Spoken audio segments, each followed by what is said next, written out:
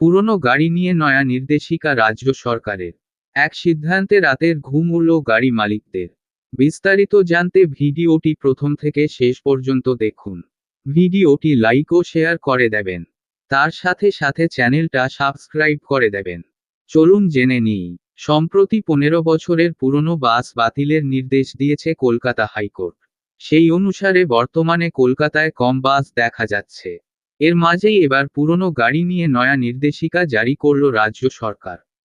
আপনি যদি পশ্চিমবঙ্গের বাসিন্দা হন এবং আপনার যদি গাড়ি থাকে, তাহলে এই প্রতিবেদনটি আপনার জন্য গুরুত্বপূর্ণ হতে পারে।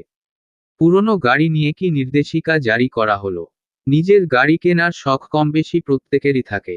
এবার যাদের বাড়ির গ্যারেজে 15 বছরের বেশি পুরনো গাড়ি রয়েছে, তাদের উদ্দেশ্যে বিরাট নির্দেশিকা জারি করল রাজ্য সরকারের। এক নির্দেশিকায় কার্যত রাতের ঘুম উড়েছে বহু গাড়ি মালিকের।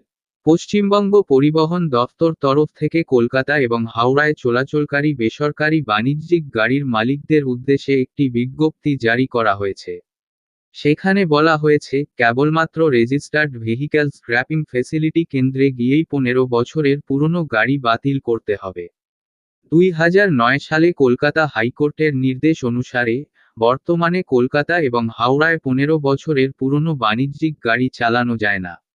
সম্প্রতি এই বিষয়ে পরিবহন সচিব সৌমিত্র মোহন একটি বিজ্ঞপ্তি জারি করেছেন।